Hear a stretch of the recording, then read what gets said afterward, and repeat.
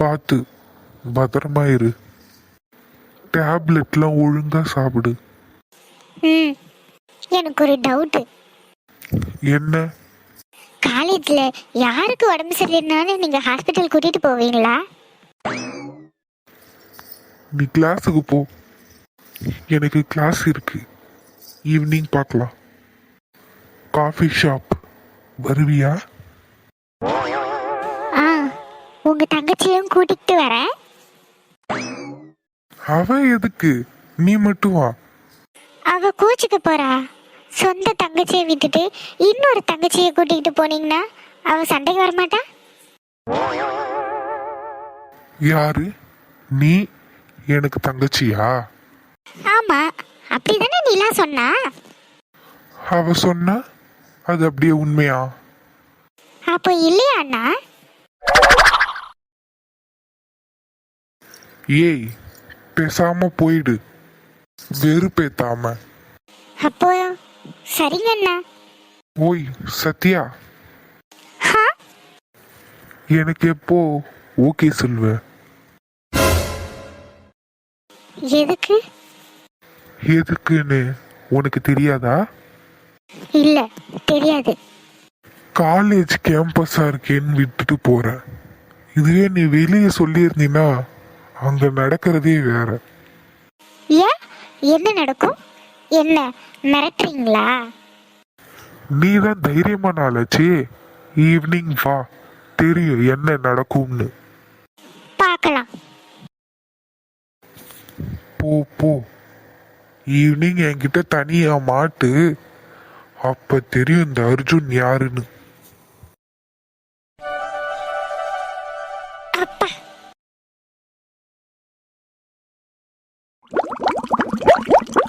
ஒரே அழுக்கு துணி. உனக்கு அது பரவாயில்ல விஜயா, உன் துணியும் உன் வீட்டுக்காரர் துணியும் தான். ஆனால் எனக்கு என் துணி என் வீட்டுக்காரர் துணி நான் ஒன்று பெற்று வச்சுருக்கேனே, ஸ்கூலுக்கு எதுக்கு போகுதுன்னே தெரியல. உளுந்து பிறண்டு எழுந்து வரும் போல் இருக்கு. யூனிஃபார்மில் அவ்வளோ அழுக்கு. ஏம்மா, தேய்ச்சி தேய்ச்சி கையே செவந்து போச்சுமா. என்னக்கா பண்றது, நமக்கு வீட்டு வேலை செய்யறதுக்கே நேரம் சரியா இருக்கு. நம்மளும் மற்றவங்க மாதிரி எப்பதான் என்ஜாய் பண்ண போறோமோ. என்ஜாயா அப்படின்னா? என்னக்கா நீ ஒண்ணுமே தெரியல உனக்கு. சரி, என்ஜாய் பண்ணுறதுனா என்னடி? நிறைய ஊர் சுற்றி பார்க்கறது, ஹோட்டல் போய் சாப்பிட்றது, படம் பார்க்க போகிறது, இதெல்லாம் தான்க்கா. ஹோட்டல் சாப்பாடா? அதெல்லாம் உடம்புக்கு கெடுதல்டி. வீட்லேயே நல்ல முறையில் சமைச்சு சாப்பிட்ணும், அதுதான் உடம்புக்கும் நல்லது. நம்ம என்ன டெய்லியுமாக்கா சாப்பிட போகிறோம்? என்னைக்காவது ஒரு நாள் ஆசைக்கு ஹோட்டலில் வாங்கி சாப்பிட்டுட்டு எந்த வேலையும் செய்யாமல் நிம்மதியாக படுத்திருந்தா என்ன ஒரு சுகம், என்ன ஒரு சுகம். அனுபவிச்சு மாத்தாதான்க்கா தெரியும். அட போடி, நீ சொல்கிறதெல்லாம் இனி நடக்காத ஒரு விஷயம். சத்யாவோட அப்பா வேலை வேலை வேலைன்னு வீட்டுக்கே வரமாட்டாரு. இதில் நான் எங்கே என்ஜாய் பண்ணுறது? நீ சொல்கிறதெல்லாம் கேட்க சிரிப்பாக இருக்கு. எம்மா, ஏ வாடி சரண்யா, இந்த துணியை சத்த அலசி கொடுடி.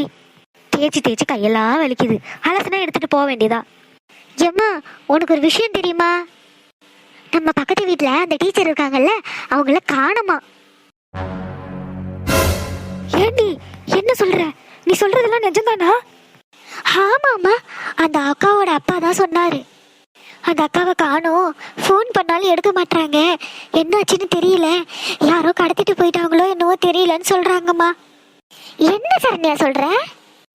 ஆமாட்ட, அப்படிதான் சொன்னாங்க. ஆனால் ஸ்கூலில் ஃபோன் பண்ணி கேட்டதுக்கு அந்த அக்காவை மதியத்துலேருந்து காணோன்னு சொல்கிறாங்க. ஸ்கூல்லேயே அவங்கள யாரோ கடத்திட்டாங்கன்னு பேசிக்கிறாங்க. ஏண்டி வா, வீட்டுக்கு போவா. விஜயா வாடி போலாம். பாவம் அந்த அண்ணன் எவ்வளோ கஷ்டத்தை அனுபவிக்கிறாரு. யார் அவளை கடத்திருப்பா? என்ன பிரச்சனையா இருக்கும்? ஒன்றும் தெரியலையே. வா விஜயா, வீட்டுக்கு போய் பார்ப்போம். வாடி போலாம். சரண்யா, இந்த வாளியை கொஞ்சம் எடுத்துக்குமா, அம்மாவால முடியல. கூடுமா, நான் எடுத்துக்கிறேன். வாங்கக்கா போலாம். ஏய், ஏன் நின்னுட்டே இருக்க? உட்காரு. இல்ல வேண்டாம். எப்போ என்ன கூட்டிட்டு போவீங்க? வீட்டுல தேடுவாங்க. இன்னும் கொஞ்ச நேரம் இரு, வீட்டுல இருக்கிற எல்லாரும் தூங்கிடுவாங்க. அதுக்கப்புறம் உன்னை நான் வெளியே கூட்டிட்டு போயிடுறேன்.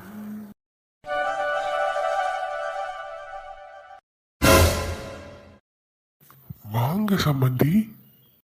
நானே உங்களை பார்க்கணும்னு நினைச்சிட்டு வந்தேன்.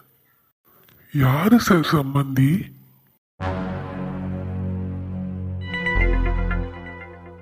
என்னாச்சு? எல்லாரும் வந்திருக்கீங்க? சார் எங்கள் வீட்டு பொண்ணு தியாவை காணோம் சார். என்ன சம்பந்தி சொல்றீங்க? தியாவை காணுமா? சார், நாங்க இங்க போலீஸை பார்க்க தான் வந்தோம். எங்க சம்பந்தி இல்லை. சார் காலையில் ஸ்கூலுக்கு போனா சார், திரும்ப வீட்டுக்கு வரவே இல்லை. ஸ்கூலில் ஃபோன் அடித்து கேட்டதுக்கு மதியத்துலேருந்தே அவங்கள காணோன்னு சொல்கிறாங்க. என்னாச்சு, என்ன பிரச்சனை ஒன்றுமே தெரியல சார். எப்படியாவது கண்டுபிடிச்சிருங்க சார். சரி, பதட்டப்படாதீங்க, உட்காருங்க. கம்ப்ளைண்ட் கொடுத்துட்டு போங்க. உங்களுக்கு யார் மேலேயாவது சந்தேகம் இருந்தாலும் சொல்லுங்க. எனக்கு யார் மேல சந்தேகம்? எல்லாம் அந்த ஆதி பையன் மேலதான். அவனும் இல்ல அவன் குடும்பத்து ஆளுங்களோட இந்த மாதிரிலாம் பண்ணிருப்பாங்க. இதுல எந்த சந்தேகமும் இல்ல. அவனை பிடிச்சி 4 தட்டு தட்டுங்க, எல்லாம் வெளியே வந்துரும். நான் சொல்றேன்னு தப்பா எடுத்துக்காதீங்க சம்பந்தி. ஆதி இத பண்ணிருக்கிறதுக்கு வாய்ப்பே இல்லை. ஏன்னா அவனுக்கு ஆக்சிடென்ட்ல பழசெல்லாம் மறந்து போச்சு. இன்னும் சொல்லணும்னா அவனுக்கு உங்க பொண்ணு யாருன்னு கூட தெரியாது. அப்படி இருக்கும்போது அவன் எப்படி சம்பந்தி உங்க பொண்ணை கடத்துவான்? இப்போ உங்க ஆதிக்கு சப்போர்ட் பண்ணி பேசுறீங்கல்ல, அன்னைக்கு இதே மாதிரி தானே என் மேல அவங்க கேஸ் கொடுத்தாங்க. அப்போ ஒரு வார்த்தை எனக்கு சாதகமா நீங்க பேசுனீங்களா? அப்போ எங்க போச்சு இந்த போலீஸ்? அப்போ மட்டும் இது என் கடமையை செய்ய விடுங்கன்னு சொன்னீங்களே. இப்போ ஏன் சார் உங்க கடமையை செய்ய மாட்டீங்க? ஏன் ஆதி உங்களுக்கு வேண்டப்பட்டவன்றதுனாலயா? நல்லா இருக்கு சார் உங்க நியாயம். எந்த ஒரு ஆதாரமும் இல்லாம அந்த பையனுக்கு ஆக்சிடென்ட் ஆனதுக்கு நான் தான் காரணம்னு சொல்றாங்க. எதையுமே விசாரிக்காம நீங்க என்ன என்கொயரிக்கு கூட்டிட்டு போனீங்களே, இப்போ எங்க போச்சு அந்த போலீஸ்? இங்க பாருங்க சார், என் பொண்ண அவன் தான் கடத்தினான்னு நான் கேஸ் கொடுக்கறேன். நீங்க மட்டும் இப்ப இந்த கேஸை எடுக்கலனா நான் மேல் இடத்துல புகார் பண்ணுவேன். சம்பந்தி, அது இன்னொரு தடவை அந்த வார்த்தையை சொல்லாதீங்க சார். யார் சார் சம்பந்தி? என்ன கொஞ்சம் அமைதியா இருங்கண்ணே. காணா போனது நம்ம புள்ள, கண்டுபிடிக்கணும்னே. இவங்க கிட்ட என்னம்மா பொறுமை கேக்குது? நீதி நேர்மை நியாயம் எல்லாம் அவங்க குடும்பத்துக்கு மட்டும்தான். வேற யாருக்காவதுன்னா கண்டுக்க கூட மாட்டானுங்க. சார், நீங்க கம்ப்ளைண்ட் பண்ணிட்டு கிளம்புங்க. உங்க பொண்ணோட நான் வரேன்.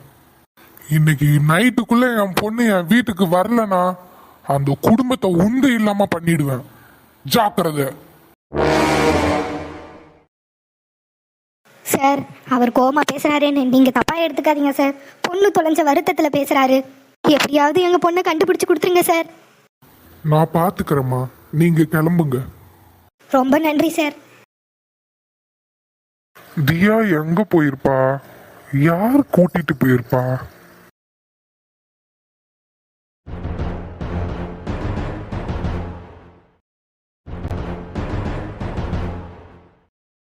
உள்ள யாரு? வெளியே வாங்க.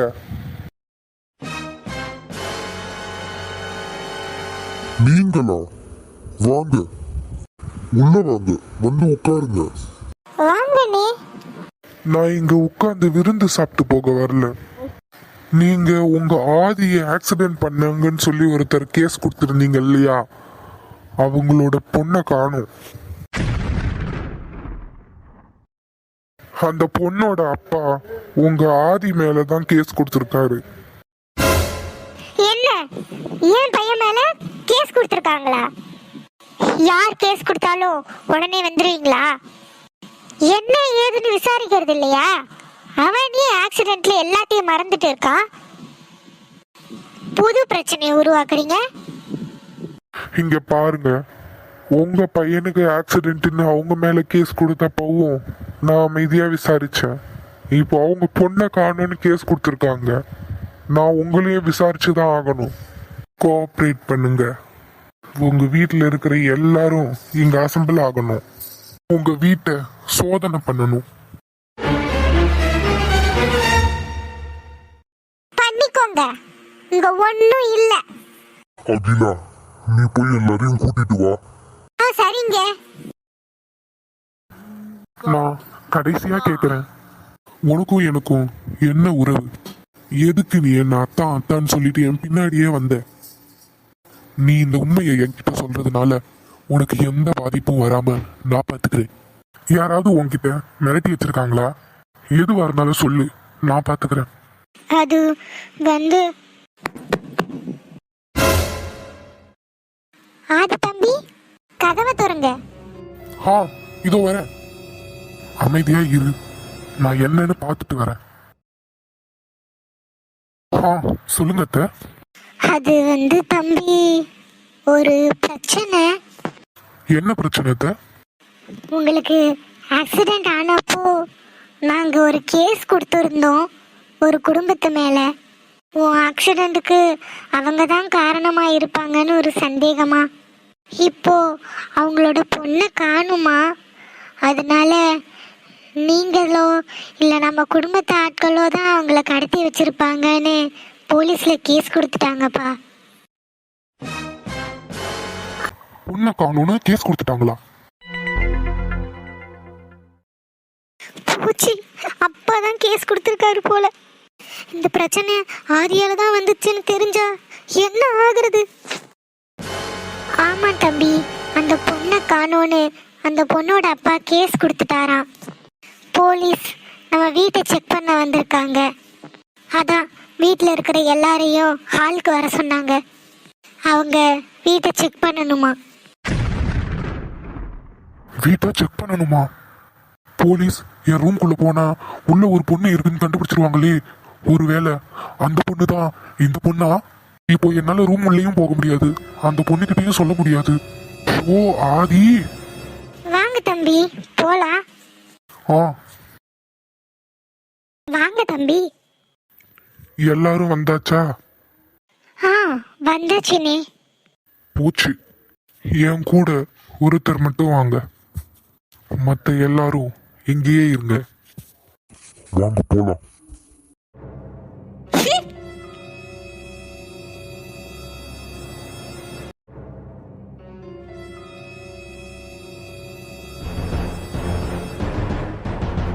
மேல ரூம் இருக்கு, அங்கேயும் போலாம்.